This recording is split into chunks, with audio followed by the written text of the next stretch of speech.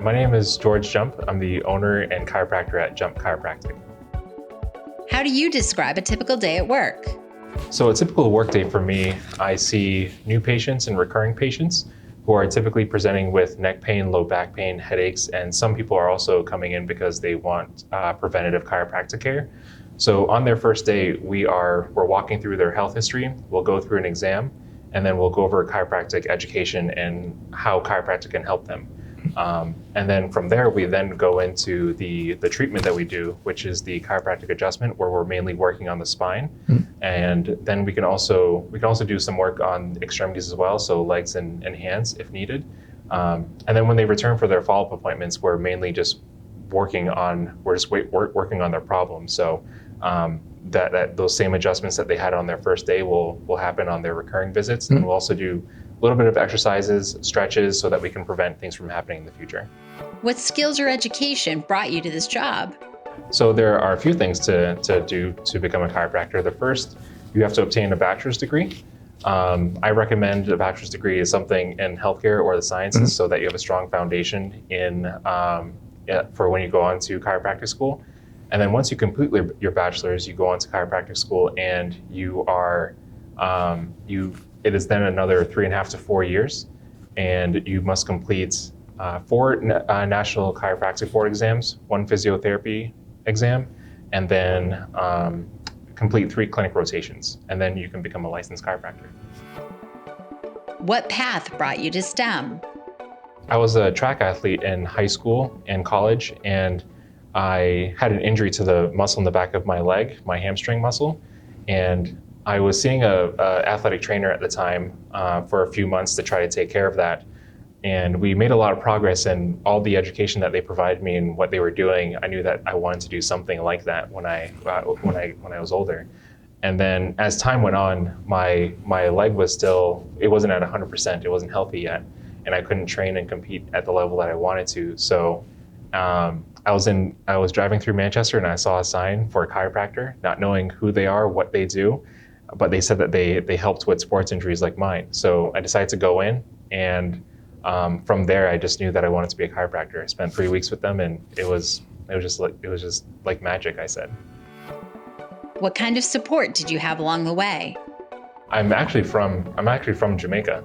I left Jamaica when I was 6 years old, and I moved to Manchester. And then when I was 19, I became a naturalized citizen. So I'm originally from Jamaica, but I say I'm from Manchester. I had a lot of support growing up here in Manchester in order to get to where I am today. I was fortunate to have a good group of mentors, teachers, friends, family that supported me along the way. I went through a college access program called Upward Bound, and every student in Upward Bound is paired with a mentor. And mine, I was lucky enough to have a good mentor that steered me in the right direction, so I can get to where I am today. Why did you bring your business to Manchester? So I decided to move back to Manchester because I wanted to give back to the community again. So originally I was working in Dover and Portsmouth, over in that area, and a friend of mine reached out to me and said, "Hey, you should come down to Massachusetts and partner with me." So I'd be a partner in her office. And I said, "That sounds like a great idea." So I left my job in October 2020 and decided that I was going to go down to Massachusetts. But I never made that transition. I never went down there because I thought to myself, well, part of what I want to do is give back to a community. And if I'm going to give back to a community, I might as well give back to the one that gave to me. So I decided to come back here to Manchester. What do you see for opportunities for STEM growth in Manchester? Someone was talking about the mill building and just all the technology that is here, and they were saying that it's something that is it's like top rated in the United States. I had no idea. I just thought that it was a museum, really.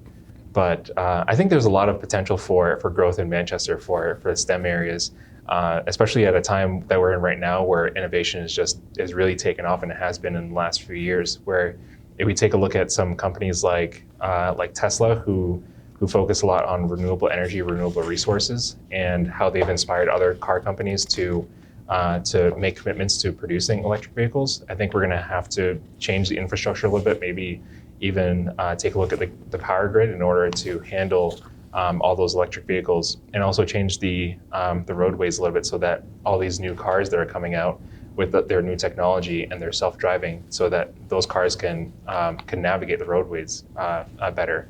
And then on the healthcare side, I think that the pandemic has really taught us that we need more healthcare providers, that we need healthcare providers who are going to teach us how to better take care of ourselves, how to prepare for the next health crisis that may happen. So as technology continues to increase and get better, there's always going to be opportunity for Manchester to also improve and adapt to that.